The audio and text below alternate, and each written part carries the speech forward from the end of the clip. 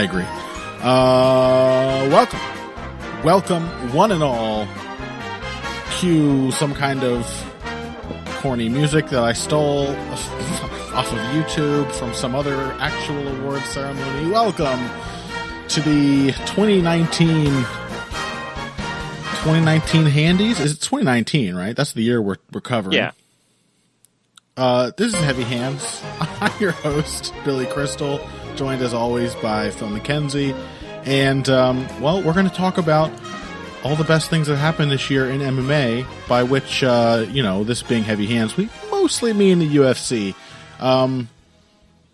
Maybe Kaposa should start a podcast for people who really want to know about everything happening in the MMA world. But for the rest of us, the UFC strategy of swamping the airwaves with UFC content and only UFC content, by gum, it's worked. And that's where most of the stuff that actually got stuck in my brain happened.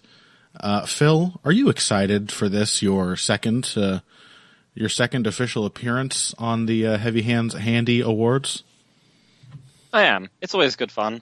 I think at this time of year, there's always a risk that everyone is going to get buried under a deluge of, every single person offering their takes on the Fighter of the Year or the Round of the Year. But as those who tuned in last time know, we also have a bunch of absolutely nonsense categories that we made up for no reason, and I think those are way more entertaining than the rest of that stuff. Yeah. It's also notable that, it's 2019, a lot of people are doing their kind of fight of the decade kind of stuff, and we're not doing that because it's boring. Yeah, it's boring. In fact, we have, using sort of an altered version of the same format we used last year, introduced by the good man himself, Phil Mackenzie. We have the first section of these awards labeled very clearly generic boring awards, and I think that fits. And so on that note, we are going to try to run through them pretty quickly. This is your sort of bog standard Fighter of the Year, Fight of the Year, KO of the Year, et cetera, et cetera. These things are exciting. It's fun to remember them, but you will hear many of these on any other show. So let's go ahead and tear through them. Further on in the program, of course, things you have to look forward to. Well, there's the worst fight. That is something, a particular area of expertise for Phil and myself. We've got the Laugh Out Loud Pure Entertainment Fighter of the Year. Of course, we have the Patrick Wyman Memorial Award for Explosive Muscularity, which last year was also very exciting and titillating in all sorts of ways that Pat is secretly ashamed about. The Worst Brain Thinking in a Fight Award, that one I'm very much looking forward to. Will Cody Garbrandt be knocked off the throne that he so firmly secured last year? We will see. So let's kick it off with the generic boring awards. Phil, as always, this is a very, very sort of slipshod production. We didn't decide how we're going to read out these nominees. Are we going to alternate, or should we just alternate categories? Let's do categories. I think we should just alternate categories. Yeah, that sounds good. Okay, so why don't you read off our nominees for Fighter of the Year? Israel Adesanya, Alexander Volkanovski, Henry Cejudo, Weili Zhang, and Patricio Freire. You didn't even pause for applause between each of those. I did not. As we said, we're going to be tearing through these. These aren't the ones that people came here for, damn it. Yeah, it's true. Okay, well, a little bit of brief discussion then. What are the arguments? What in your mind, the top contenders? I mean, Henry Cejudo, it hurts my soul to say it, but for me, he might be the top contender. He had two unbelievable moments this year that were just covered in very perfectly MMA asterisks. There was Dillashaw. It's like he's the one, he's favored by the MMA gods, Phil. He got Dillashaw only after an extremely awful, life-altering cut, after which, if you've seen the pictures, TJ Dillashaw has ballooned up to comical proportions, because of course that's what happens when you try to do that to your body. And then you got Marlon Moraes fighting one of the dumbest fights of his career. And both of these things conspired to give Henry Cejudo 2 UFC titles. Yeah. So he's won titles in two of the like genuinely hard weight classes to win them in. And, you can't really, whilst we obviously were not particularly happy with the decision over Demetrius Johnson, his two wins since, you can't front on them at all. One of them was incredibly gritty, and one of them was just like blowing a pound-for-pound candidate out of the water.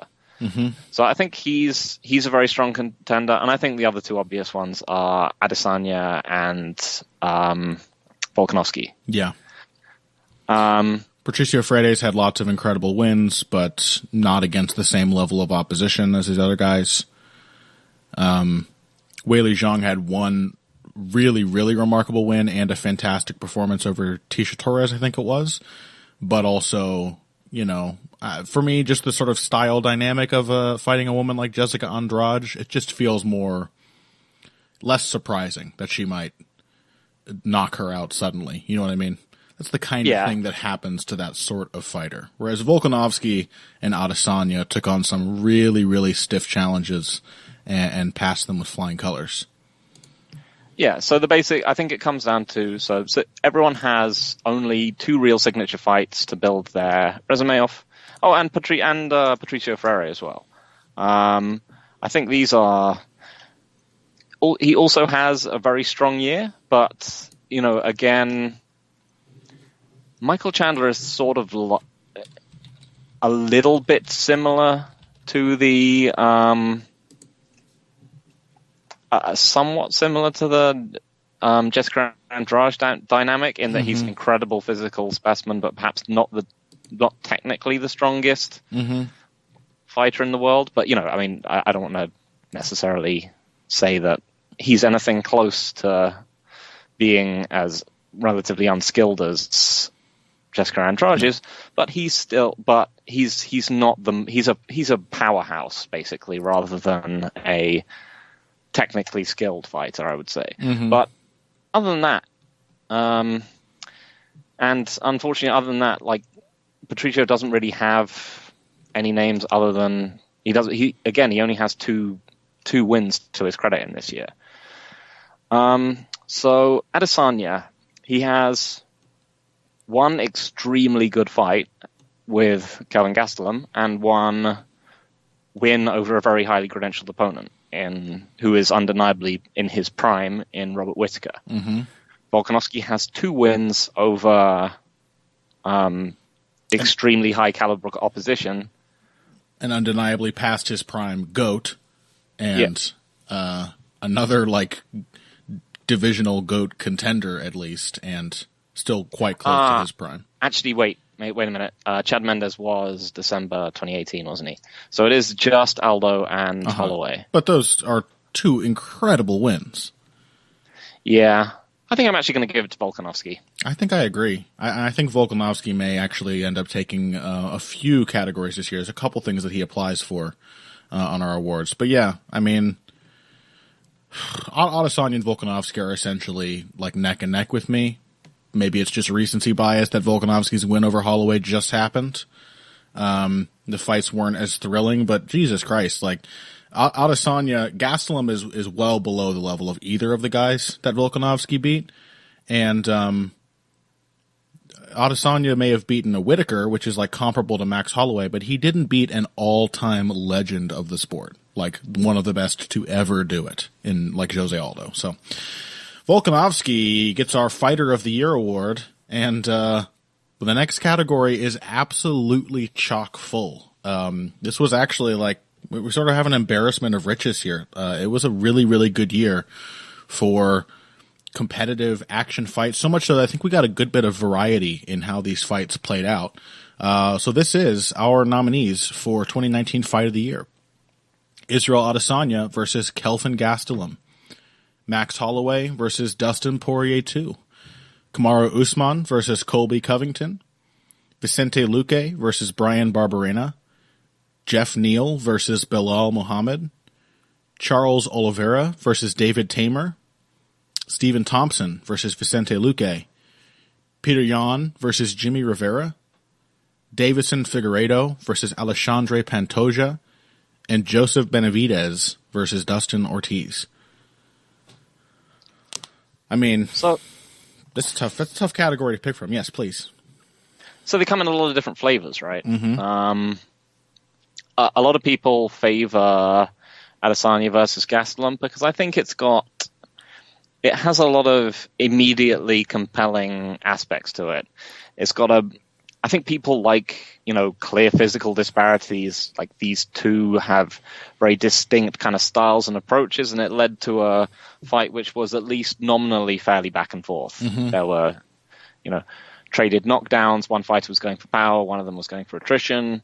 So I think you can easily see why that stuck in so many people's heads. It's like having the space battle where the bad guys have the red lasers and the good guys have the green lasers. Makes it really easy to tell like when the momentum swings are happening because they're so different from each other. I agree. Yeah. And then we've got we've got more sort of technical back and forth. We've got Peter Yan versus Jimmy Rivera. I think Joseph Benavidez versus Dustin Ortiz holds a special place in my heart for the being an incredible fight that it is almost entirely grappling focused. Mm-hmm. It's just a scrambling mania that is absolutely thrilling to watch. We've got a couple of really, really gritty performances from people who were definitely on the losing side pretty much all fight, but showed lots and lots of heart and kept the fight entertaining. I think in that category you have Luque Barberena, Neil Mohammed, certainly. Without Bilal Muhammad being Bilal, remember the name Muhammad, that fight would not have been on this list, right? Because otherwise it was mostly Jeff Neal winning everything. And I think maybe Stephen Thompson Vicente Luque qualifies for that as well. Yeah, I would definitely say so, and possibly Pantoja versus Figueiredo as well. Uh-huh. But yeah, so most of them, with the exception of Benavidez Ortiz, which would probably be my sort of special, would probably be my second place, my runner up, just because it's so unique that you get a fight that good with that kind of dynamic. Because normally when someone is winning at grappling, it tends to slow the pace down. There are fun grappling only MMA matches, but they are generally somewhat slow paced. This one, one of the best pure grappling matches ever. I think. I think though, the fight of the year, you've probably got to give it to Holloway Poirier too, right? Yeah. Yeah, and I've sort of come around on that. Immediately after the event, I said, in my heart, part of me still thinks I like Adesanya Gastelum better, just personally. Some of that had to do with, I did not really enjoy watching Max Holloway just get hurt by every clean shot that landed in the first 2 rounds of that fight with Poirier. That's not a fun experience for me, so... if greatness of a fight is measured by enjoyment, it takes a few, it goes down a few notches in my book because of that. But if it's just about the objective quality of the fight, the constant momentum swings, the adjustments being displayed by both fighters, and the pace and the level of action, I think it has to be Holloway Poirier too. The most competitive and undeniably thrilling of all of these. And for me, I think I just want to say that you had Benavidez Ortiz as your honorable mention. I love that fight as well. I want to give an honorable mention in this category to Peter Yan, Jimmy Rivera, which is kind of one of my favorite kinds of fight, in that it was it's rarely the kind of crazy overboiling madness that you get in a Holloway Poirier 2. It was a very constant simmer, with a couple of bouts of extreme violence, but mostly just at a pretty measured pace with two. It was a fight that was both intellectually stimulating because you get to just watch all the adjustments and all of these nice defensive moves played very heavily into how the fight played out, but also there's gigantic shots being landed. And also, I enjoy fights not just for technical analysis. I like the stories of fights. And there is something really tragic to me about how excellently Jimmy Rivera fought for about 90% of that fight to still come out very clearly on the losing end. So I love that one. And, I you know, if I were more interested in pissing people off, I would probably make it my fight of the year because it's the one that I think I enjoy the most. All right. How about our next category? Okay, so I think we have Knockout of the Year. And again, another one with a whole bunch of contenders to suit pretty much anyone's taste who likes watching people getting knocked out. So, Korean Zombie versus Renato Moicano. Anthony Pettis versus Stephen Thompson. Jorge Masvidal versus Ben Askren. Jorge Masvidal versus Darren Till. This next one has been crossed out by someone, Connor, and it says Valentina Shevchenko versus Jessica Rai, and I'm going to say it anyway. Rose Namajunas versus Jessica Andrade. Douglas Lima versus Michael Page. Justin Gaethje versus Donald Cerrone.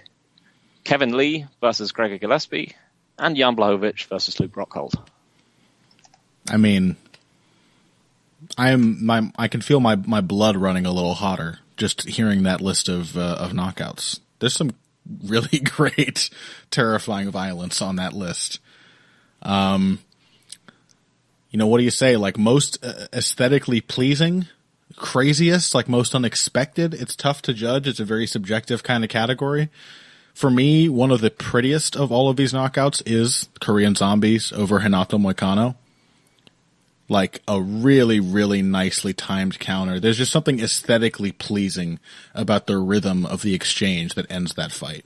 And the only thing that could make it perfect would be if Renato Moicano were done and there were no follow-up shots. It would be like a perfect little period on the end of a beautiful exchange of counterpunches.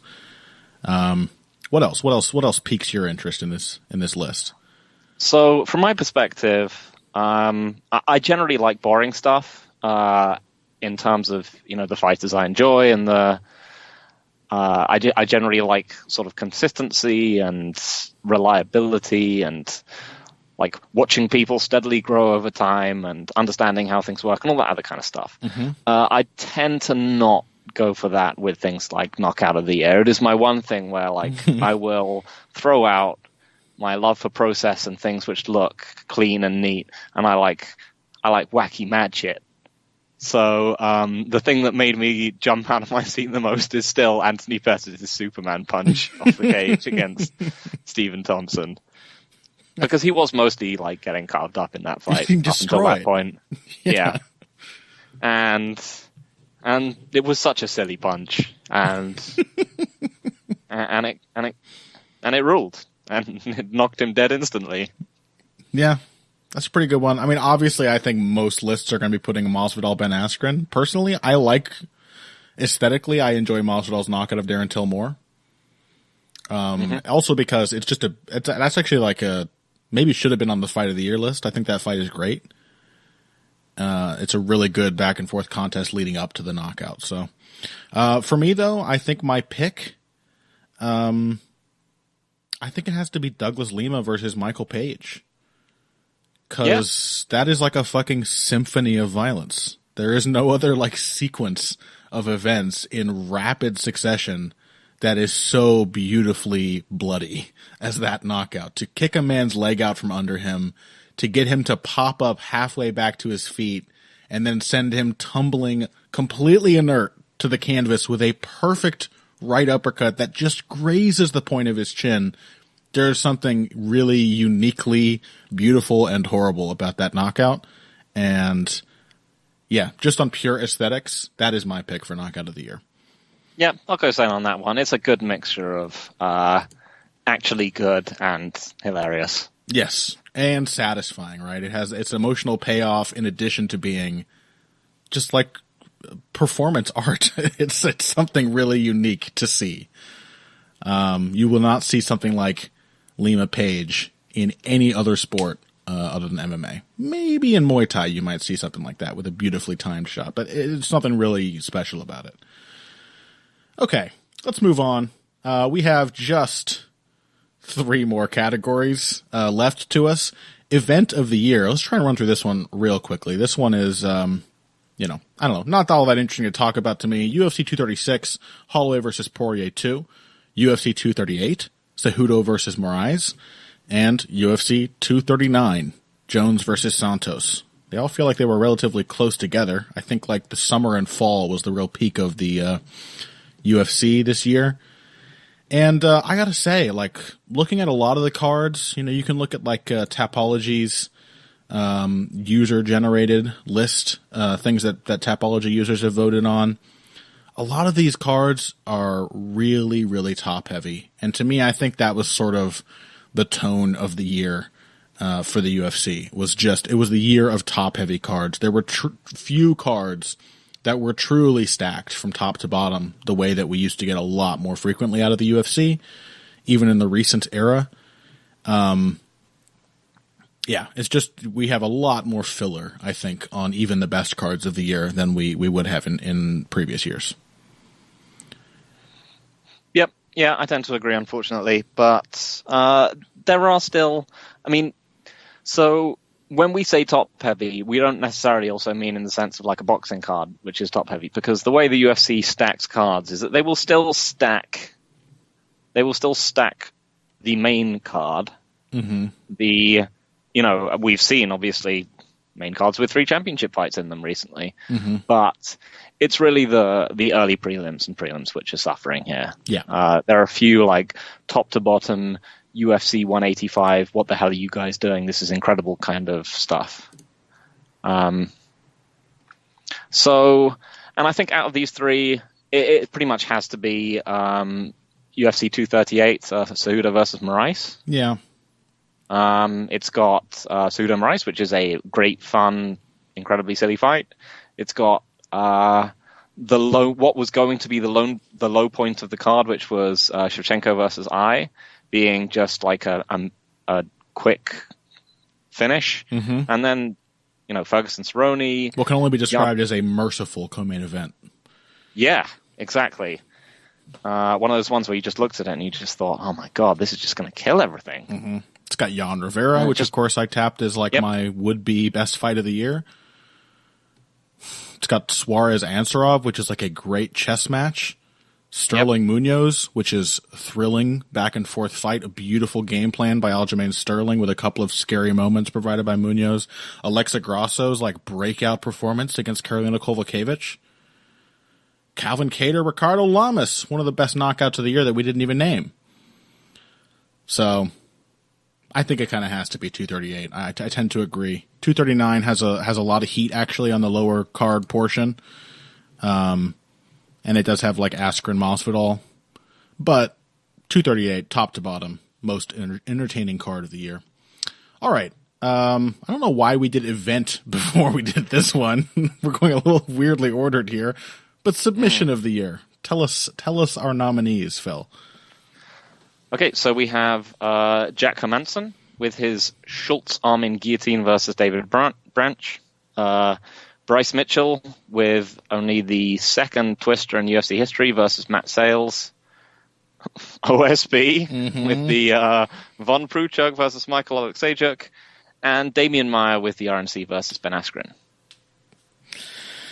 Yeah, this one's I don't have the cultivated aesthetic eye for grappling exchange that I do for striking, so like I think I tend to be much more of a like a normie rube when it comes to submission of the year, looking for things that are just bizarre and unique. Like a lot of knockout of the year lists tend to be like, oh, let me just go on this list of somebody else's rankings and do a Control F search for wheel kick or Superman punch or flying knee. Like the most bombastic techniques get awarded with the best KOs.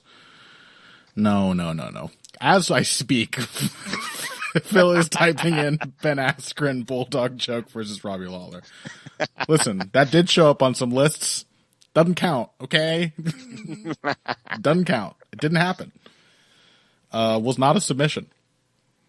Okay.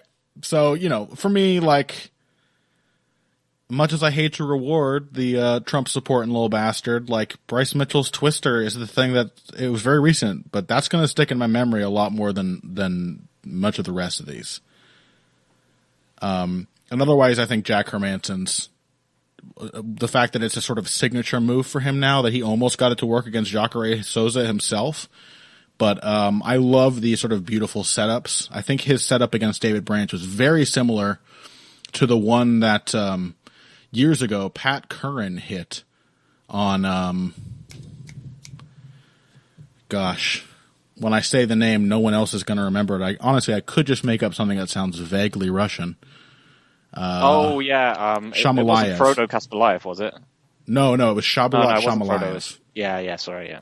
But Pat Curran hit the same thing. He went from back control to this deep arm and guillotine, and that was a beautiful transition to set that up from Jack Hermansson. I remember that as well, but I think I'm going to go with the twister from Bryce Mitchell, because I think I'm still going to go for the Hermansson arm and guillotine, I think, because level of competition, I think. I tend to value level of competition higher in a submission than I do a KO, because KOs can kind of just, they can honestly just kind of happen sometimes.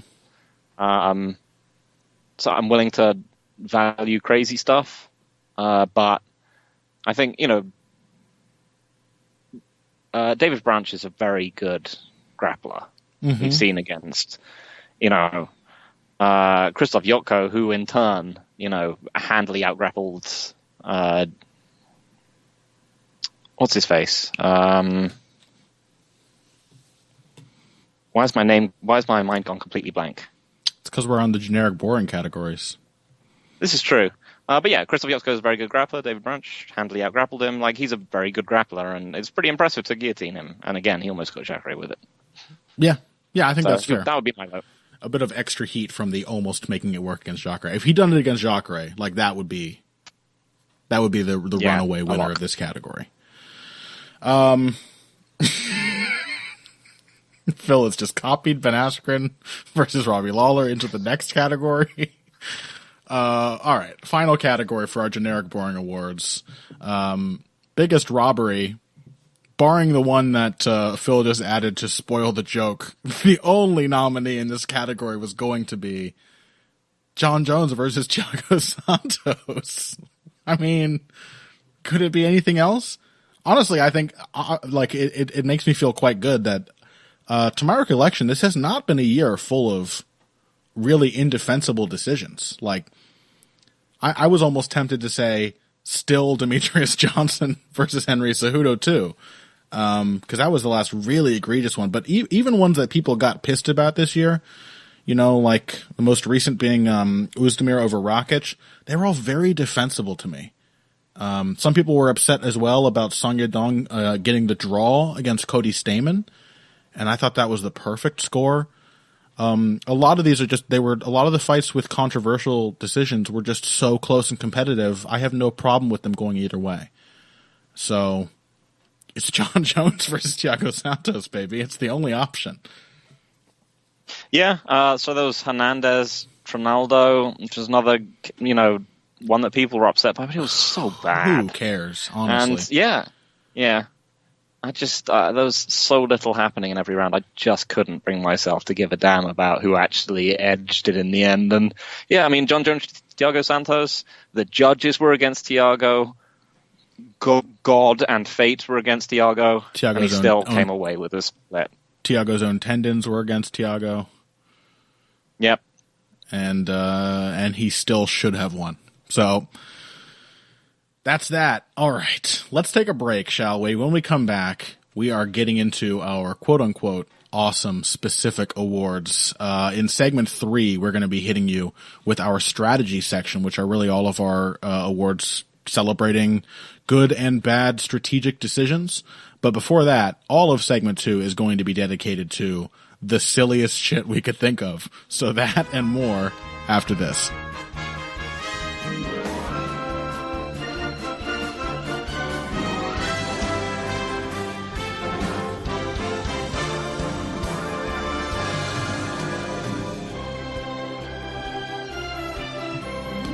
Welcome back, then, to Heavy Hands and the 2019 Handies. Things have been rip-roaring along. I think we got through that first segment in like 18 minutes. That's pretty good for us, considering how things usually shake out when we say we're going to do something in quick order. Next up, our awesome specific awards begin. The generic bullshit is behind us. We got through it. Fighter of the Year, Event of the Year. Who gives a shit? Let's start talking about things that actually stick in your memory and which won't be covered necessarily by every other show. And to start off, I think we did this last year as well, the most generic, I think, of our specific awards. This is in the questionably named Prospects, Newcomers, and General Freaks section.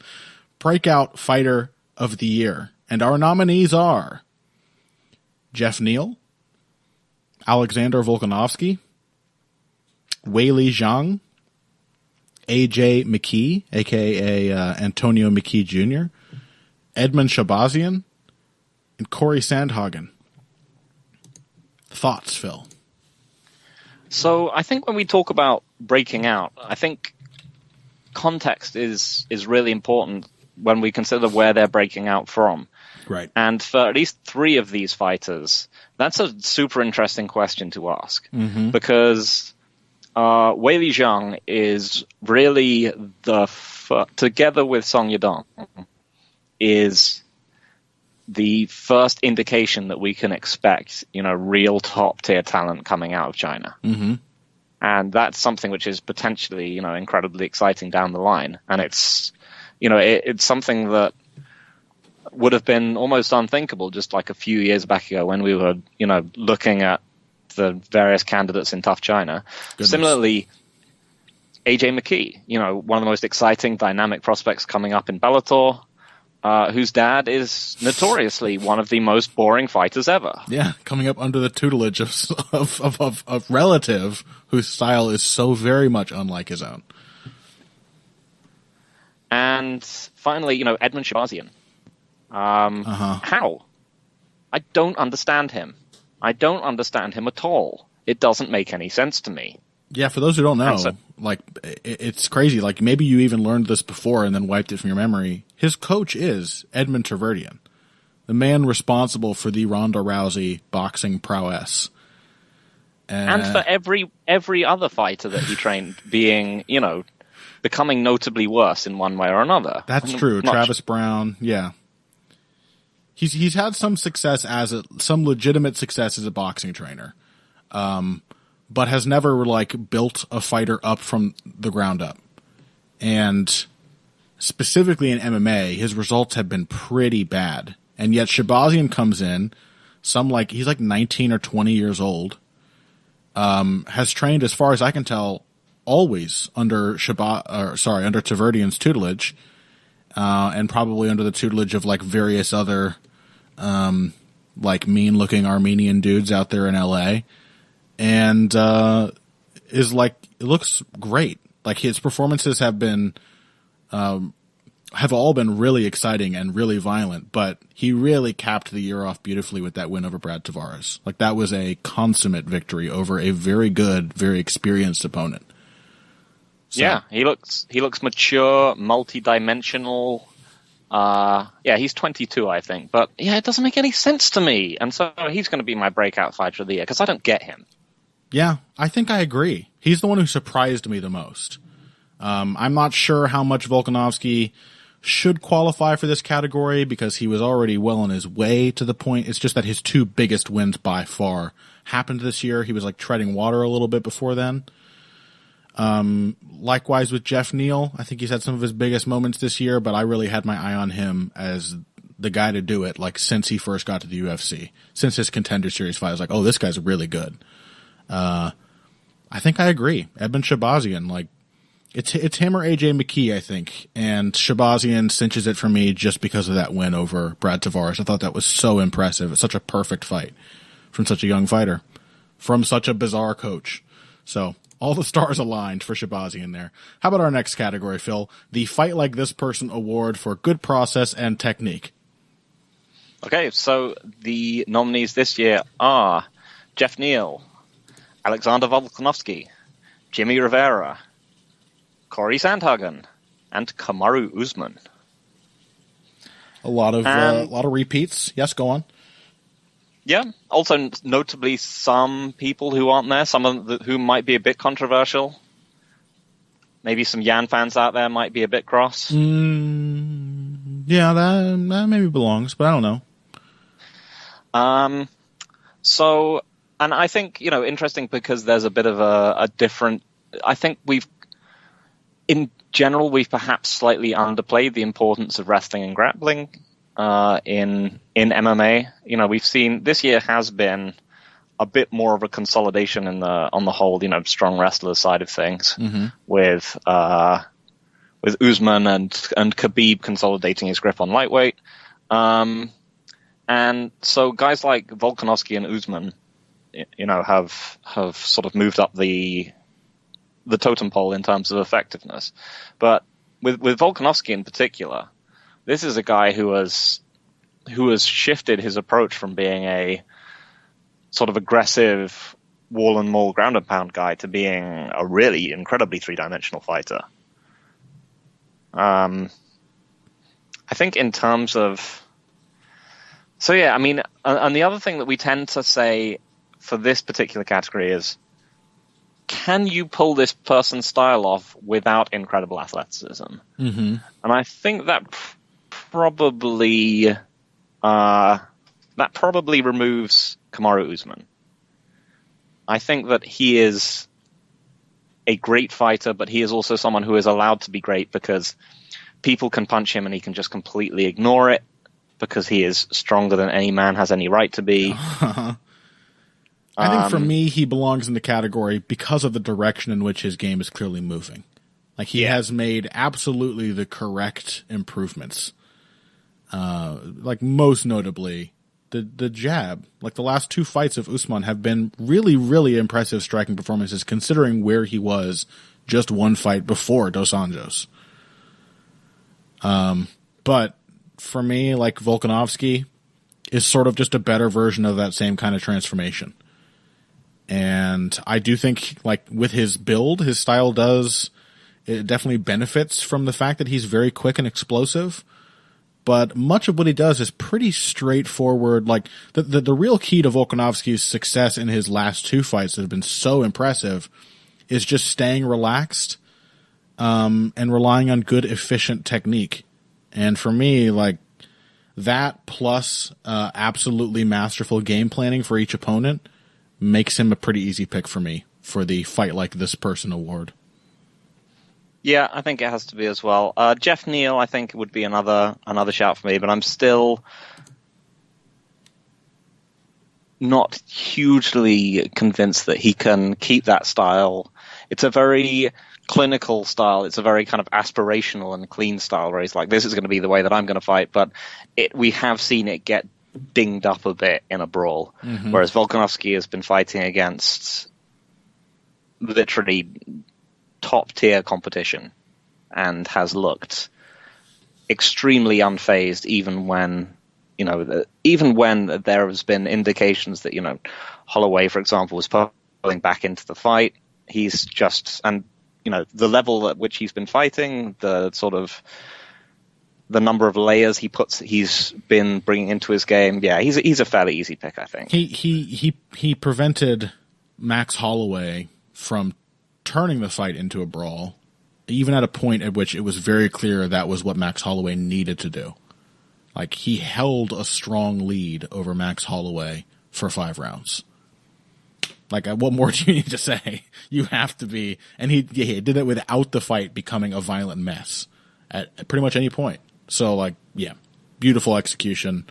This is how you should fight. Take a note, people. Alexander Volkanovski knows what he's doing. All right, our next category. This one was surprisingly difficult to think of examples for. I think that's maybe just the nature of the category. But this is the worst fight of the year. And our nominees are Shevchenko versus Carmouche, something that I had literally completely forgotten about until Phil mentioned it to me. Jacare versus Blachowicz. Jacare Souza versus Jan Blachowicz. We've got Alistair Overeem versus Jairzinho Rosenstruik.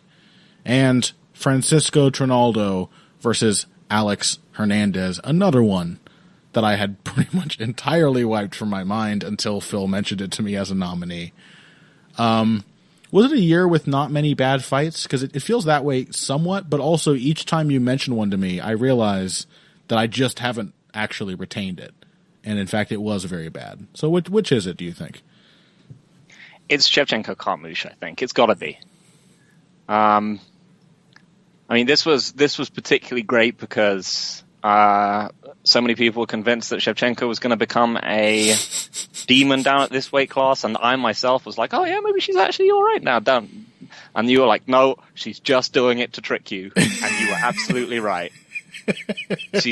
She's just building up some goodwill so she can spend it in a big shower of shittiness, and you were perfectly correct.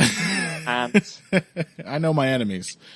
It's also that when I reminded you of this fight, not only had you forgotten it, but I also knew you had forgotten it. That's what made this fight so special. I was like, I'm going to name the best bad fight, and you don't remember it because no one does, because it was that bad. Yeah, it was the worst kind of bad fight. Like so much like it. You know, when I think of enjoying, we do the MMA Depressed Us. When I think of enjoying bad fights, it's always in the context of like, it's, as we said, it's mystery science theater. It's like watching bad B movies.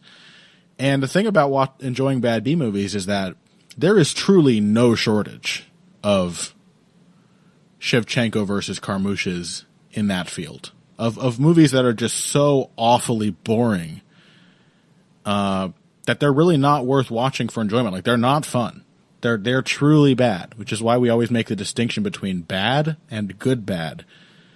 The opposite is true in MMA. I think like good bad fights are a little easier to come by, at least at the highest levels, and bad fights are like, especially in MMA, a sport which so highly incentivizes like aggression and violence, like you're much more likely, I think, to get a war than you are to get an absolute staring match in modern MMA. And so this one really stands head and shoulders above the rest of the field, I think. Shevchenko versus Carmouche, truly one of the most tepid and mind-numbingly boring fights I have ever seen. So congratulations, Valentina.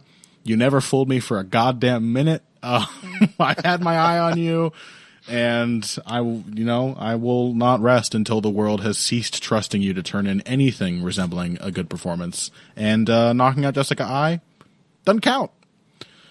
All right, on to our next category. This one I just said a little more full of pleasing options.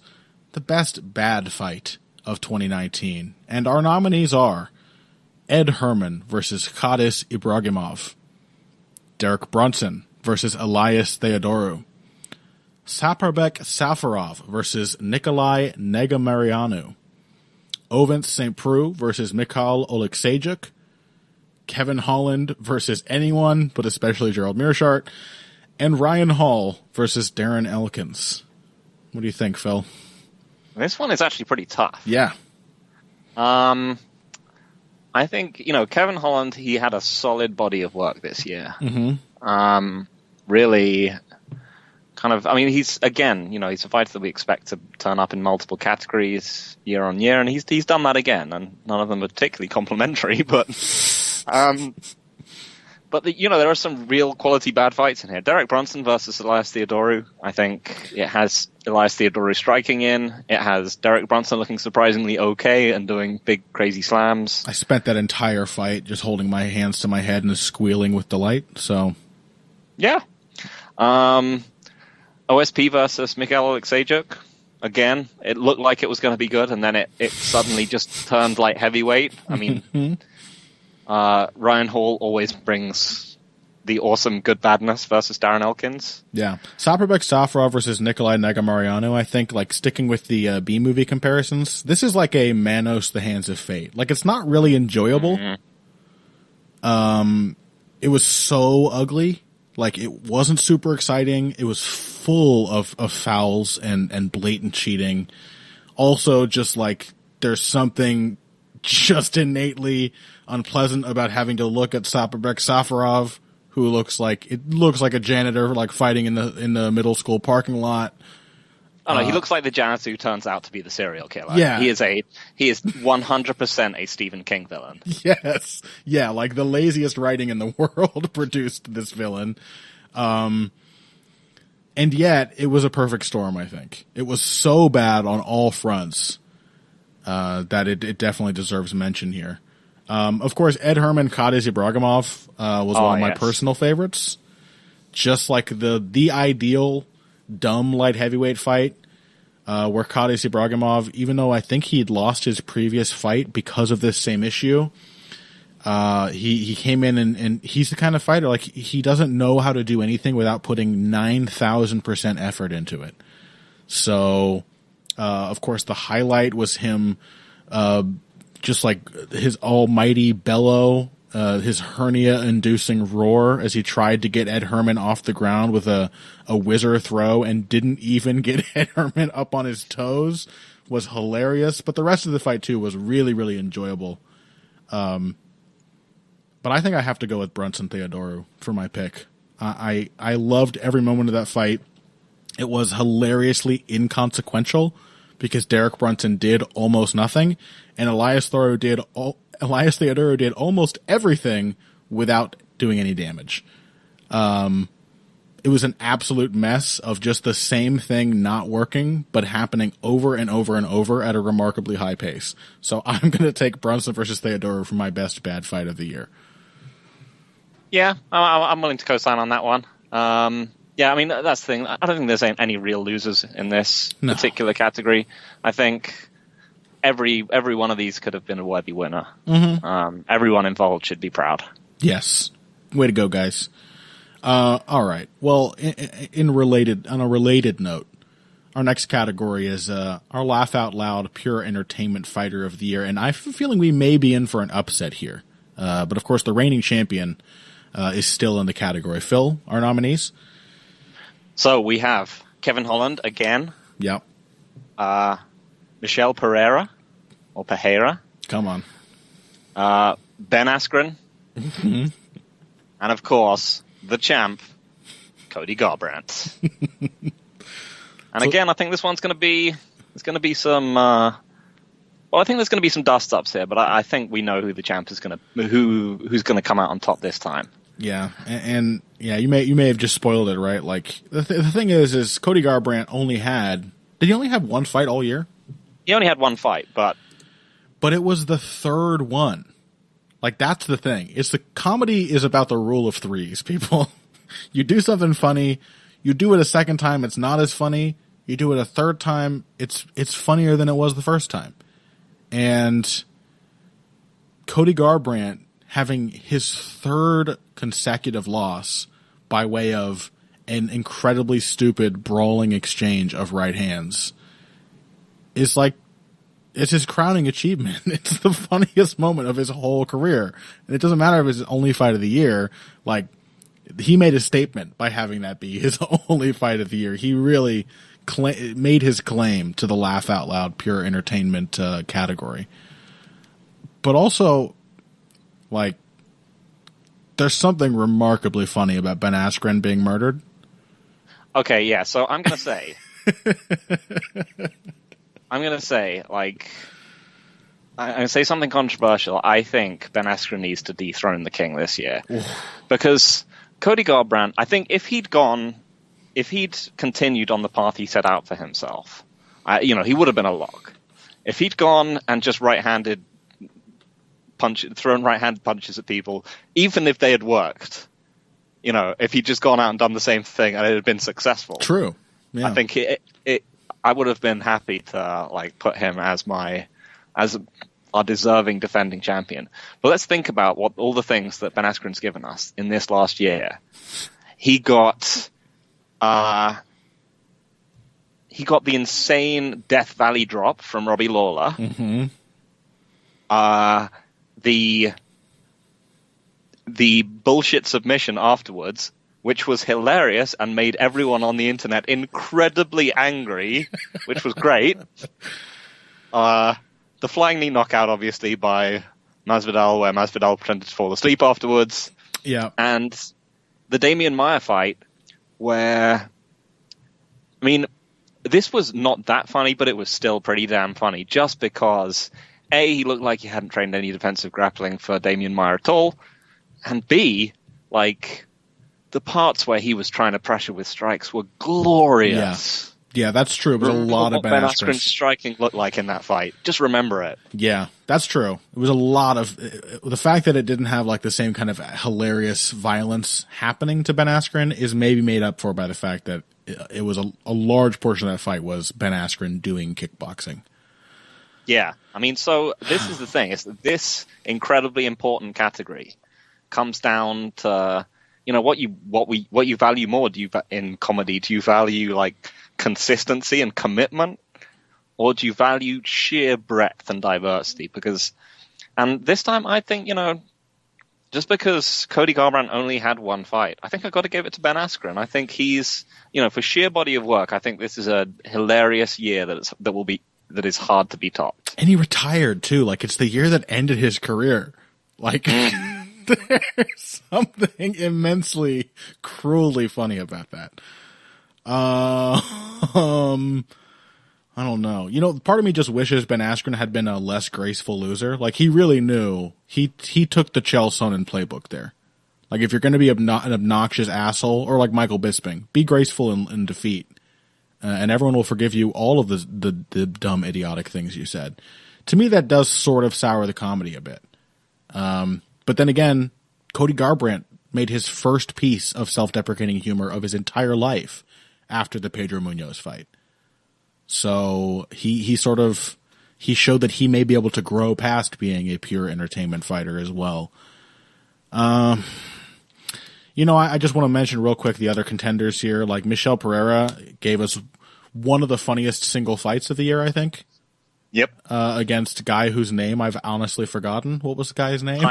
Tiny, undersized wrestler man. Yes. I'm so sorry. That performance should have earned his place in my memory, but it's like, I'm not looking at topology. I'm not going to worry about it. That fight was, I think that the comparison between that and the previous fight, like, truly sort of getting lucky and knocking out Danny Roberts with some crazy shit, like, before he started to gas.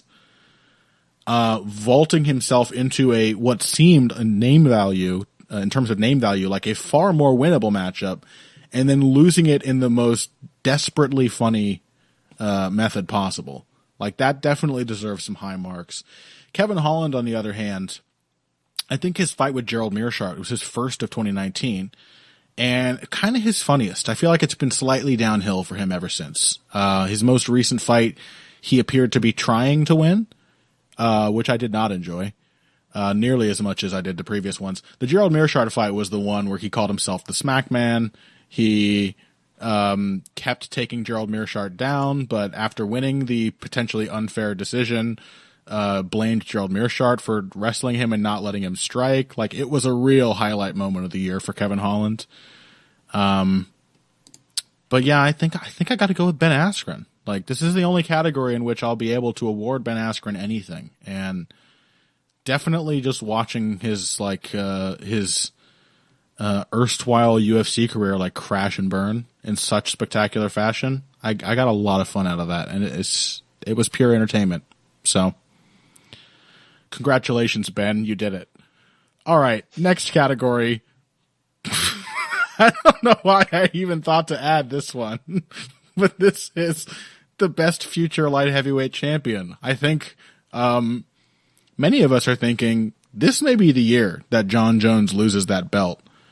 It's been pretty, I don't know. The division is becoming almost actually good around him. This is his basically the point at which he gets to prove if he's really a GOAT or not. Because he's now going to be facing like his third generation of new challengers. And, my initial idea for this category, well, I'll just let you read the names, Phil. Best future light heavyweight champion. Thiago Santos, Anthony Smith, Yoel Romero, and Dominic Reyes. My initial idea was just to have middleweights. But then I remember that Dominic Reyes is probably the one I think is most likely to beat John Jones. So he belongs in there as well. What are your thoughts? I only want Thiago Santos to win. Yeah. I think it's Thiago Santos. I mean, he is the light heavyweight champion, so. Yep. Damn good point. Okay. Next category. The Patrick Wyman Memorial Award for Explosive Muscularity. One of my favorite categories. And, boy, it's just loaded to the gills with steroids this year. However, there is only one nominee. Yoel Romero versus Paulo Costa. And I wrote in a note here, if this loses, it would be like Jethro Tull beating Metallica at the Grammys. Has there ever been a more Patrick Wyman explosively muscular fight? Yeah, I was going to say, like, a lot of people, we said we're not going to be doing any kind of decade-long retrospectives or anything like that. But, yeah, this has got to be the most Patrick Wyman fight ever. Right.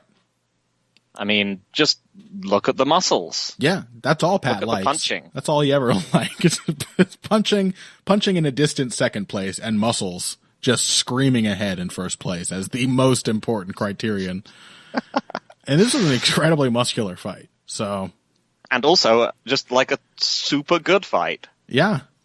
Wait a minute, did we have that in our best fights? We probably should have done. We absolutely should have. It was a fantastic fight. Because it was incredible. Yeah. In many ways better than Adesanya Gastelum. Well, never mind. Sorry, guys. You won this one. It's more important. Yeah.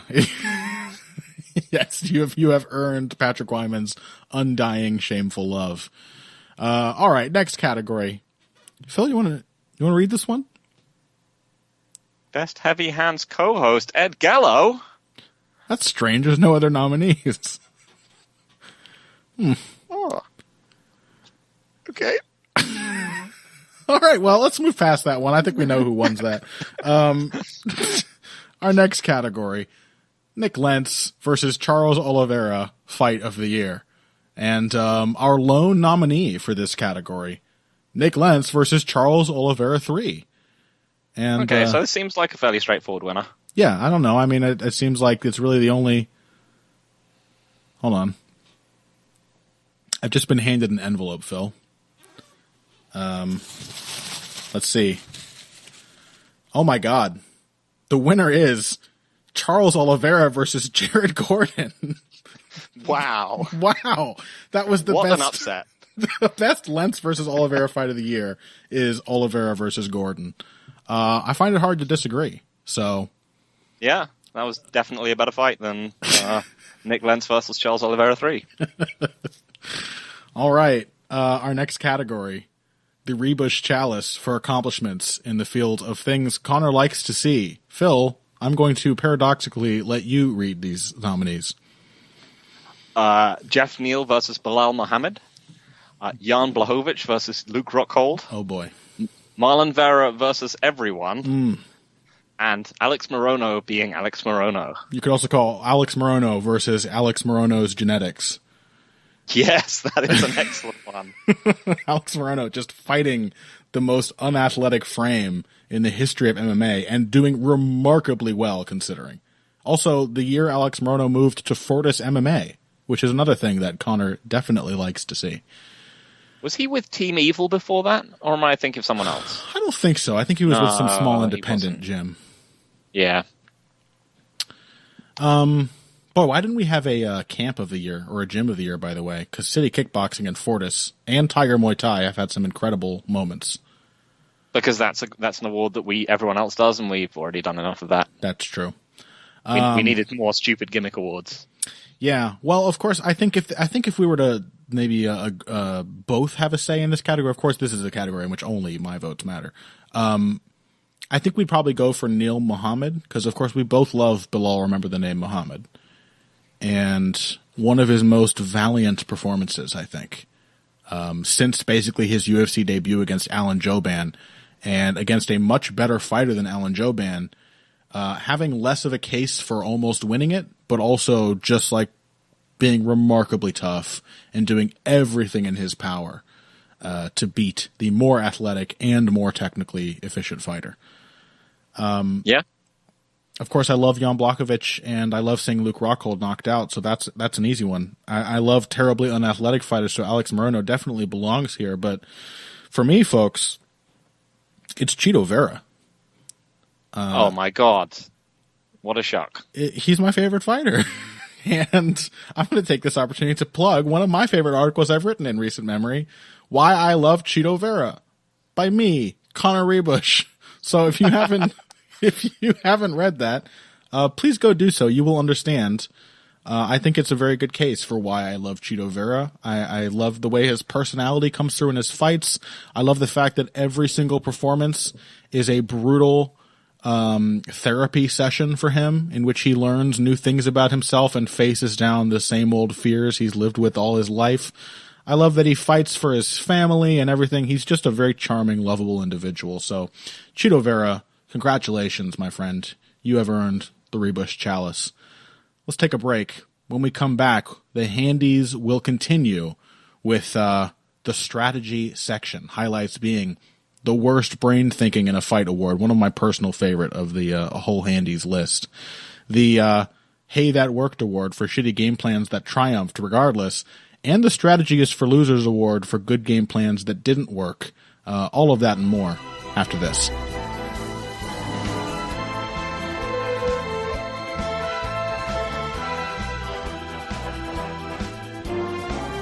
Okay, welcome back to Heavy Hands, and the 2019 Handies continue. We have come now to the strategy section, and these are some of my favorite categories, Phil. Even though these are maybe not the funniest and silliest of our awards, these are the ones that are probably most pertinent to the things that you and I really like to talk about and analyze. So why don't we kick things off with the Best Game Plan Award. Phil, the nominees.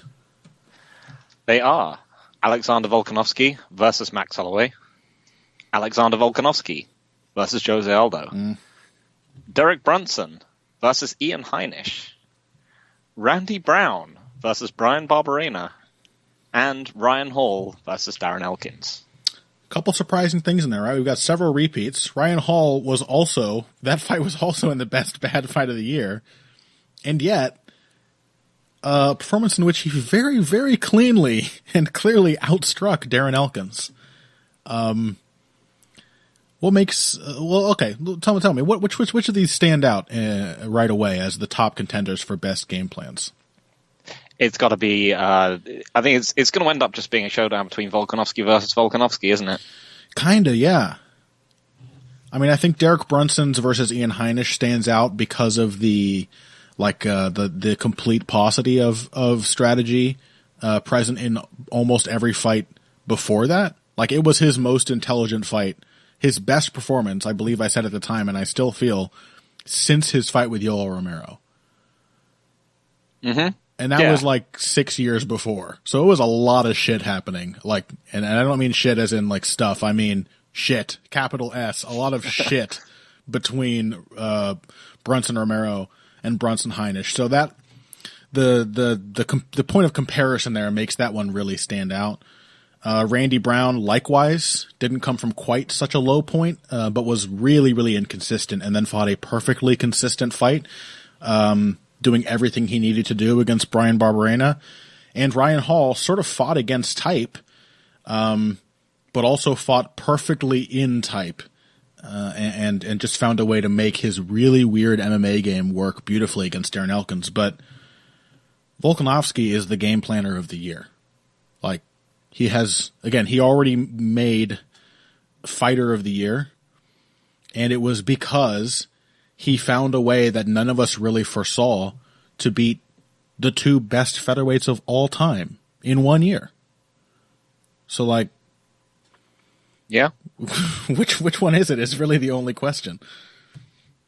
I don't know. I mean, they were both incredibly brilliant. I'm willing to give it a tie.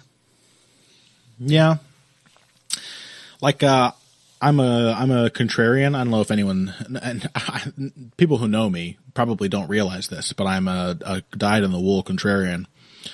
So part of me wants to say the Jose Aldo one, because it's the one that everyone hates more. It's like less exciting. It's more boring. I think I mean, I really think that one was a beautiful, brilliant game plan by Volkanovski, just slowly ratcheting up his intensity, but stayed so tightly controlled and disciplined. And so very, like, he dominated Jose Aldo. I cannot think of another time when that has happened. I don't even think Conor McGregor knocking Jose Aldo out in 13 seconds is quite as impressive in that sense. Like, that could have happened at any moment in Jose Aldo's entire career. And McGregor, of course, gets props for doing it, but who has ever shut Jose Aldo out and not allowed him to get into the fight? Who else has had such a game plan that was so much like a brick wall that Aldo just could do nothing but run into again and again? But I think I will say Volkanovski over Holloway is my pick, because Max Holloway is closer to his prime now than Jose Aldo is. He unlike Jose Aldo, he is the kind of fighter who will work his way into the fight, even in his fight with Dustin Poirier, where he lost so badly the first couple of rounds. He had far more dramatic success later in that fight than he ever did against Volkanovski. So once again, Volkanovski managed to keep out of the fight a truly great fighter, but in that case, someone who has a specialty for working their way back into fights even after rough starts. So I think Volkanovski-Holloway is the best game plan of the year. Working Holloway's legs, keeping him reticent with feints, countering him when he tried to put combinations together. Like, every piece was in its perfect place. A beautiful strategy. Yeah, I mean, like I said, I don't think you can really hate on either one of those performances. They're both, I mean, championship level stuff at the very, very highest caliber. Yeah, and props, of course, to the coaches at City Kickboxing as well, who have a good part of responsibility for both of those performances. All right, our next category, playing off of the game planning theme, this is the Hey That Worked award for shitty game plans that triumphed nevertheless. Did I read our nominees for the first one? I'm losing my mind. I've reached the point of the handies. I think you did. Okay, all right. So I think it's my turn. Phil, our nominees. So it's Randy Brown versus Wally Alves, Stipe Miocic versus Daniel Cormier 2, Kevin Holland versus Gerald Meerschaert, and Henry Cejudo versus Marlon Moraes. This is kind of a tight category, I think. There's a lot of competition here.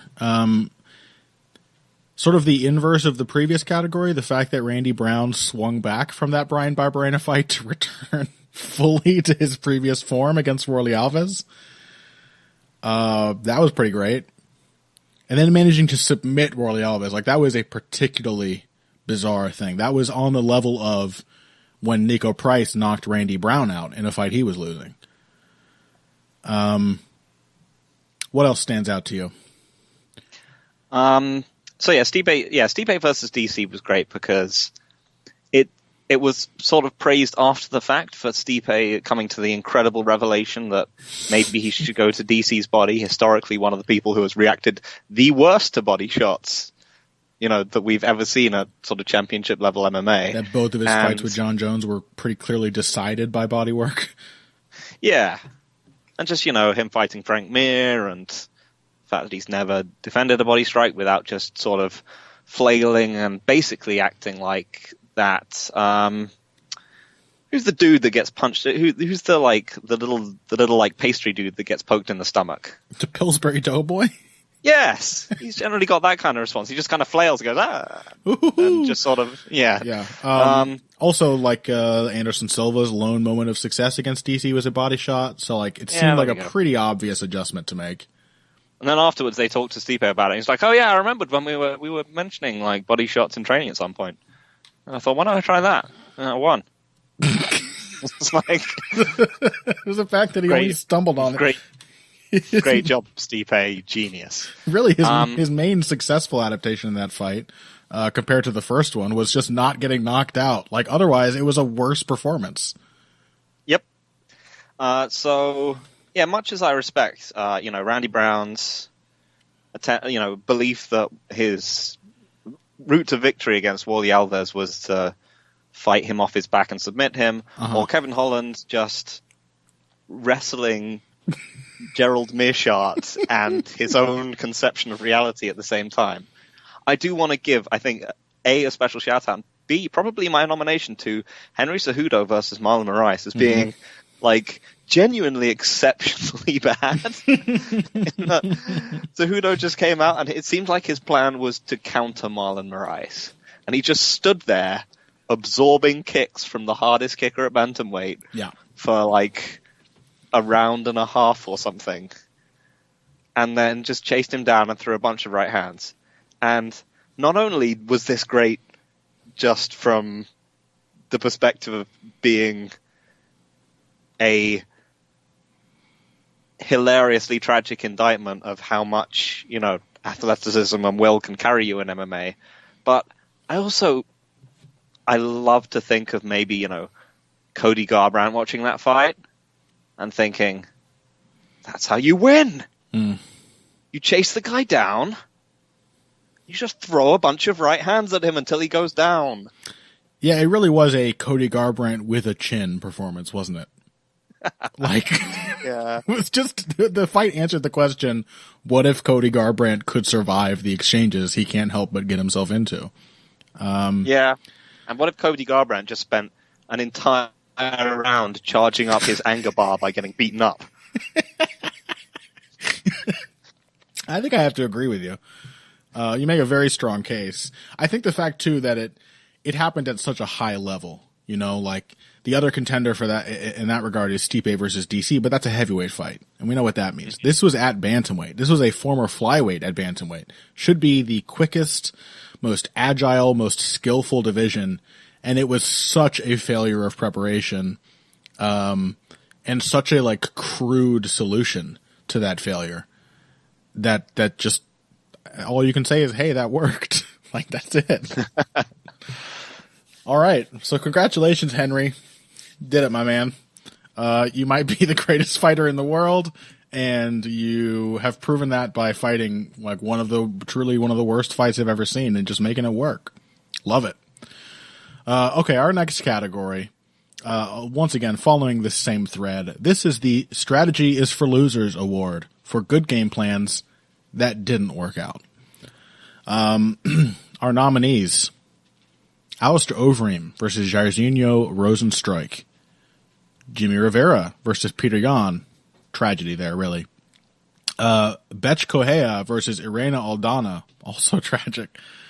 Rose Namajunas versus Jessica Andrade. God, all of these are tragic, aren't they?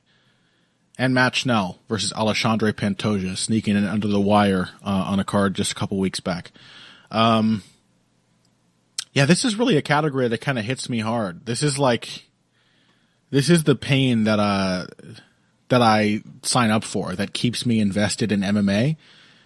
Because as you may have noticed, this category is not entirely, but it is sort of largely determined by like who's the better athlete.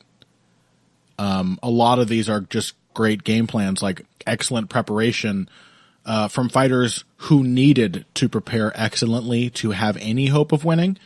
And a lot of those game plans are just undone by the person who is bigger or stronger, or in some cases just sort of luckier. Thoughts, Phil? It's a real two-horse race in this one, I think. Mm-hmm. It's Jimmy and Rose. Yeah. And it's hard to pick between the two of them. On the one hand, Rivera was fighting against a far more skilled opponent. Mm-hmm. And it feels like he made less errors than Namajunas did. Because I think Namajunas is one you can say that there was a strategic error in how they chose to defend slams. She really should have been trying for repeated chimeras when Jessica Andrade was just trying to pick her up and slam her. Yeah. But on the other hand, she had looked like, you know, she had looked like the greatest strawweight to ever lace up gloves before that happening. Like, she had looked that was the most sensational performance I've ever seen at that weight class up until that point. Yeah, and with 30 more seconds, or Andrade having a slightly worse chin, or any of these like tiny little variable shifts, and Rose Namajunas would be the strawweight champion still. Yep. But Jimmy Rivera against Peter Yan. I mean, that was also tragic because everyone was expecting Rivera to get buzzsawed. Right. He was a 3-1 underdog, I believe. Yeah. And instead, he mostly just beat Peter Yan up. Mm-hmm. As I've said before, like, Peter Yan had to pretend to be John Dodson to win that fight. And no one should be happy that you have to pretend to be if you have to pretend to be John Dodson to win a fight. You should never leave that fight thinking, oh, wow, yeah, I deserve to win that. I'm John Dodson now. He had to do galloping left kicks and galloping left hands along the cage to win, and that's what John Dodson does. Yeah. And so, yeah, I mean, I'm really torn on this one. They were both so deeply tragic. For me, I think I'm going to give it to Rivera. I think he executed better and against a higher quality of opponent. And I think that's what's going to decide it for me for these ones. It's the level of tragedy. Yeah, I don't know. They're really neck and neck for me. Like, they're really, really neck and neck. Because I think they have a similar proportion of like bad decisions made on the part of the person with the otherwise great game plan. Like, Jimmy Rivera spent each successive round trying to face this problem, but like, he's a counterpuncher. This was a fight won by his beautiful head movement and counters and like his punch and clutch sort of transitions as Jan came just tearing across space after him. But each time he got hurt, he was in exactly the same position, allowing himself to get squared up against the cage and stopping his footwork. And it's also, by the way, it's one of my favorite fights in terms of corner work. I really love the Shulman brothers in the corner. I think they give fucking phenomenal advice. And their advice to Jimmy in this fight was constantly just like, you have to punch with him. Don't worry about the defense quite so much. Punch with him. You have a better chance of hurting him and surviving the exchange. And you have to come forward. And you can watch this fight and see Rivera doing that little by little more and more with each passing round to the point that round 3 is by far his best. At least it's the one in which he doesn't get knocked down in the last 30 seconds. But that tendency to get backed up and struggling to actually learn that lesson is sort of similar to, like, almost in comparison, Rose's Kimura defense feels like a comparatively small tactical error. But on the other hand, I at least believe that Namajunas Andrade was sort of trending towards Andrade's kind of fight by the point that the finish happened. That she was starting to land the leg kicks. I've never known Rose to be the most consistent fighter with her stamina. She usually does really well, like 3 minutes out of each round. And Andrade is the kind of fighter who just keeps going. So Andrade may have been knocked out in round 3 had they finished round 2, like in the first couple minutes. But also, if she weren't knocked out in the first couple minutes of round 3, I think Rose would have really started to shatter. There's a lot of supposition in like calling that a great game plan, because I don't know how sustainable it really was. I think I'm going to say Jimmy Rivera, because I thought it was such a beautiful fight from Jimmy Rivera. It was such a good performance against such long odds, and god damn it, it almost worked. And it's Peter Yan. Like, no one else has really come close to beating the guy. And I feel like Jimmy Rivera made some waves when he first came to the UFC, and everyone kind of forgot about him. And he just showed that, like, he's a remarkably technical, coachable fighter, and it was a great performance that he just didn't win. Proving that strategy is indeed for losers. All right. Well, now we come, I think, to my favorite award, Phil. This is a sort of the pleasant mix of tragedy and comedy that I seem to enjoy most. The black comedy category. This is the worst brain thinking in a fight award, and I'm going to let you read the nominees. We have Dustin Poirier versus Khabib Nurmagomedov. Robert Whittaker versus Israel Adesanya. Oh, it's very painful. Michael Oleksiejczuk versus Ovin St. Preux. Kelvin Gastelum versus Darren Till. Cody Garbrandt versus Pedro Munoz. Also, I think the reigning champ of this category, right? Cody Garbrandt? I believe so. Yeah. Randa Marcos versus Claudia Gadelha.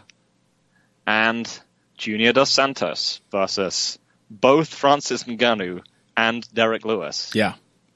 It was truly the year of JDS, Junior Dos Santos just becoming like the dumbest guy in the heavyweight division out of nowhere.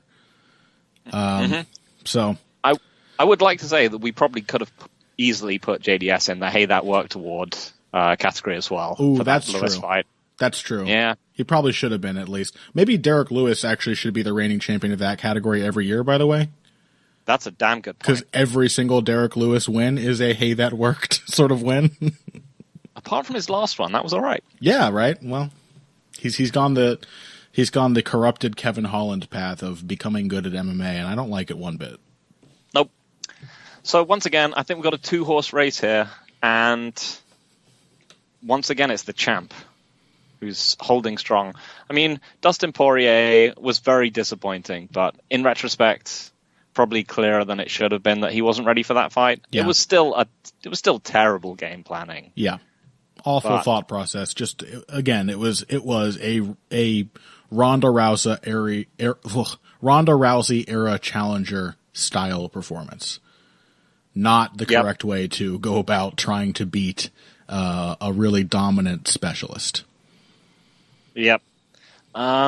Whittaker again. I think this is less a game planning issue and more that we just hadn't recognized how much his style needs the connection when he jumps in. Mm-hmm. Like, if he can't land his first connection, he just starts to go a bit buck wild. Mm-hmm.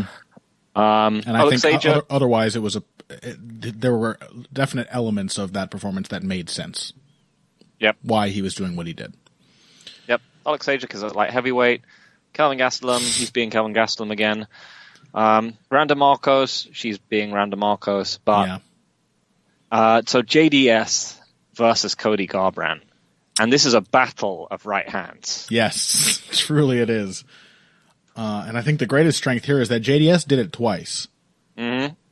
Garbrandt again only had the one fight, but it was the trilogy of silly right hand exchanges knocking Cody Garbrandt out. Yep. Again, so this is another one where it's somewhat defined by consistency versus... I mean, JDS had that singular moment. That one moment where he threw that incredibly stupid rainbow overhand against Ngannou, and they ended up with his back turned to him and got clobbered turning around. Yeah. And then afterwards he was just like, well, that was great. I would do it again. And did really similar things against Derek Lewis. I mean, he is clearly a worse brain thinker than Cody Garbrandt. Because Cody Garbrandt at least has been like, yeah, that was dumb. True. That was dumb what I did. True. It's the sort of the sort of like hound-like optimism of Junior Dos Santos. Like he's a dog who gets beaten and like he still loves the person beating him, and the problem is that he's the person beating him. So it's a real confounding situation. Cody Garbrandt had the self-deprecation. Also, I think there's more sense in Cody Garbrandt's mistakes. Like, it's funny because it's such a repetitive pattern, but also like it does take something going wrong. It takes like a moment. There's you know what I mean? There's a point of ignition in Garbrandt's fights where things start to fall apart. I think JDS was fighting with absolutely the wrong idea of how to go about it in both of his 2019 performances. Like he was making all the wrong decisions from the beginning of that Derek Lewis fight. And likewise, the Francis Ngannou fight, he made the one wrong decision from the beginning that ended the fight. Yep. Yeah, you make a compelling case. I'm a bit sad that the champ is getting dethroned from 2 categories. Yeah. He'll be back. I'd like to say As I might have said to Connor, I might have said on air as well, I still hope for Cody Garbrandt to become UFC bantamweight champion solely by throwing right hands, just doing it more and faster than he has before. Yeah, without making a single change, becoming champion, doing exactly what he's been doing. It's possible. I think I'm going to go with JDS for this category, though. I mean, yeah. I just think like that. There's just more remarkably inexplicable brain thinking happening on his side of the equation here, and yeah, I don't know. He'll always have the dancing career, though. He will always have that. I just got really sad. I don't know if people noticed a shift in my tone, but I was thinking about Cody Garbrandt, like reflecting and possibly changing, or alternatively just doing the same thing but successfully this time. And then I realized his next fight, he's finally been booked against Rafael Assunção. And either one of those outcomes is very depressing. So if you notice my energy suddenly drop, I was just daydreaming about, that. Okay. Well, we come now, I think, to our final category. This one maybe is, we've called it the B-Hop Award for strategic cheating. Perhaps it should also be a shout-out to one of our most popular fellow MMA podcasts, The Co-Main Event, where the fine martial art of Dundaso has been explored and perfected for years now. But this is something I really enjoy talking and thinking about. I really like fighters who do a good, subtle job of breaking the rules to make sure they win. I have I think a far more neutral opinion on cheating in general than a lot of other people do. Especially because it's fucking MMA. It's insane. The blood is running hot. There's adrenaline coursing, and like people who are willing to cheat, they're the ones making the decisions that make sense in what is as close as we can come to a fight to the death for entertainment purposes. So like, I totally get strategic cheating. I don't really hate it all that much at all. Phil? Our nominees for this category? They are Stefan Struve versus Ben Rothwell, Ian Heinisch versus Antonio Carlos Jr. for his numerous fence grabs, Yair Rodriguez versus Jeremy Stevens for a retrospectively incredibly well-timed eye poke, Sapolvek Safarov versus, what's his first name? Nikolai Negamarianu for multiple fence grabs and general dirtiness, and Greg Hardy versus Alan Crowder for the Ben Sassoli and the Ben Sassoli inhaler incident. Yeah, so that one, there are a couple here that are sort of a little more meta. The Ben Sassoli inhaler thing does not fit this category. That was not strategic cheating. It resulted in him losing the fight. It was very poorly done. But getting disqualified by hitting Alan Crowder with an illegal knee absolutely saved Greg Hardy's stupid ass from losing that fight. If he hadn't done that, he was done. He was absolutely gassed. He looked like shit. He was mentally broken. He cheated very deliberately, and truly, it was the smartest thing Greg Hardy has done all year to knee Alan Crowder in the head while he was down on one knee. What else? Oh, the other one that stands out is more of a meta, a sort of career perspective strategic choice rather than just fight specific. Yair Rodriguez versus Jeremy Stevens. That eye poke, in a vacuum, not a good piece of strategic cheating, right? It resulted in the fight being called off. It wasn't subtle at all. It was a hometown fight for Rodriguez. It got his hometown to hate him. Like, a lot of bad results in the moment, but it resulted in that main event becoming a 3-round fight. And having seen the 3-round fight, I think it's clear to say that without that, or with the addition of 4th and 5th round, Yair Rodriguez would have lost to Jeremy Stevens. So he won the matchup versus Jeremy Stevens only because, in a certain universe at least, only because he poked the shit out of Jeremy Stevens' eye in the first fight. So kind of an unappreciated bit of brilliance, I think, there. Really, it's sort of the whole universe conspiring to make sure that Yair Rodriguez cheated his way to victory there. Yeah, that's extremely long-term strategic cheating. That's, planting the seeds in the other person's eye. Machiavellian. Yeah. But, from my pick, it has to be Stefan Struve versus Ben Rothwell. Really? Big tall buildings fighting each other. Big Ben versus the skyscraper. And it's just such a classic example of the fine art of Dundasso, because it's softening someone up downstairs to get the strikes upstairs. Mm-hmm. And it was also, I think, for Struve, it's probably belongs in the it could debatably belong in the good game plans that didn't work. Good game plans that didn't work. Yeah. Because he looked genuinely okay. Mm-hmm. He was kicking, he was moving, he was using his jab. You were like, oh, Stefan Struve, if you're genuinely looking like an all right fighter here. Mm-hmm. And he was beating Ben Rothwell up incredibly easily. And then Ben Rothwell landed some crippling nut shots and then knocked him the fuck out.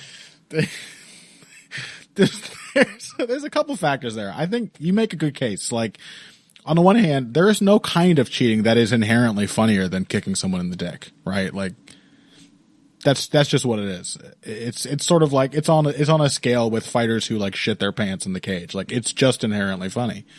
The other thing is, it is strategically brilliant, right? Because it takes a piece of received MMA wisdom that is perfectly valid. That you work a fighter's body, you work their sensitive internal organs to open up shots to the head so you can knock them out. And Ben Rothwell very wisely chose the one internal organ that is hilariously outside of the torso. So like, it's really the best body head sort of work you can do, is to hit someone in the dick and then hit them in the head. It is just sort of brilliant in its simplicity.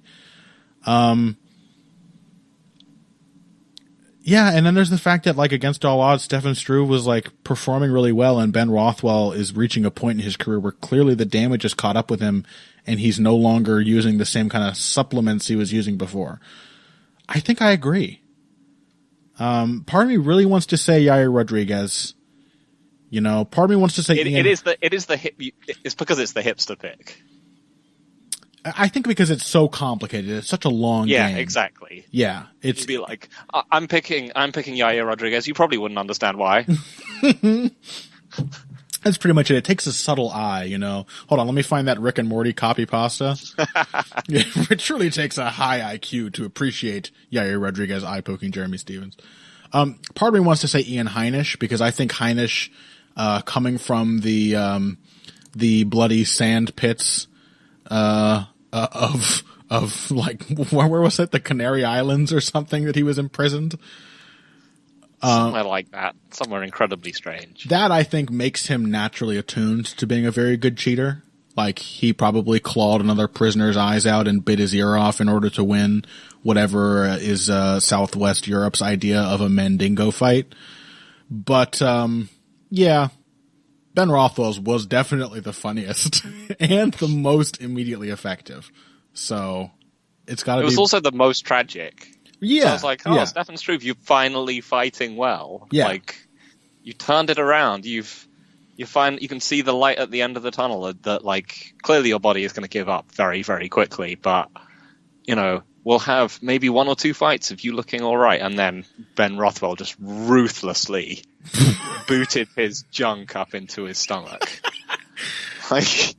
Yeah. No, there will be no redemption for you, Stefan. It's been a career full of tragedy for Stefan Struve, too. So, like, it really adds some weight to that result. Yeah, I think I agree. Rothwell over Struve. Congratulations, Ben. You have truly earned yourself the B-Hop Award for strategic cheating. And that pretty much brings us to the end of the 2019 Handies. Couple categories were sort of notably thin. There weren't any really... remarkably bad, there wasn't much remarkably bad officiating in the UFC world this year, which is nice. There also weren't like as many notably bad fights. However, I think as we saw in the sort of thinness of the event of the year conversation, there really weren't as many nights that were really, really memorable either. It was a really classic UFC middle of the road kind of year. But we had some great knockouts. We had some great fights. We had some great storylines coming to surprising conclusions. And Thiago Santos is the light heavyweight champion. Before we wrap up, Phil, anything to plug? Not this week. Still kind of enjoying the brief break and on holiday for now. I mean, we did actually end up doing a preview for Rampage Fedor, which was maybe less depressing than we predicted it was going to be going in. But so yeah, you never know. We might get called on to do another preview for something at the end of the week. But no, nothing scheduled for the moment. Yeah. Well, as for me, our next event coming up is McGregor versus Cerrone, right? I think so, yeah. So, no, there's got to be something before it. There's something... I think that's it on the 18th, right? Oh, all right, maybe you're right. So I'm going to be having a video coming out on the MMANation.com YouTube channel. It's not going to be very technical analysis based. It's going to be sort of exploring the absolute soulless cynicism from all angles that goes into this matchup, both as something that clearly designed to vault Conor McGregor right back into a title shot, and everything, of course, set against the background of all of the horrible crimes Conor has and also may have, for legal reasons, I have to say, committed this year. So, it sucks. I don't love it. And that's the angle from which I will be approaching it. But of course that won't be for another couple of weeks, so maybe expect that the week of the event. Nothing else necessarily on the docket until then. But you guys should find us on social media if you have other categories to suggest, especially for good, bad fights and hilarious things that we missed out on. I would be very happy to hear your other suggestions. So do that on Twitter. You can send those to me at BoxingBush, and you can find Phil at Evil Greg Jackson. You can find all of the stuff that we write, Phil's previews, my articles and videos, all of those through bloodyelbow.com. And thank you all so much for a wonderful year. We are coming up on episode 300 of Heavy Hands. Phil, you know what? I'm going to go back to this best Heavy Hands co-host category, and I'm going to go ahead and add in I'm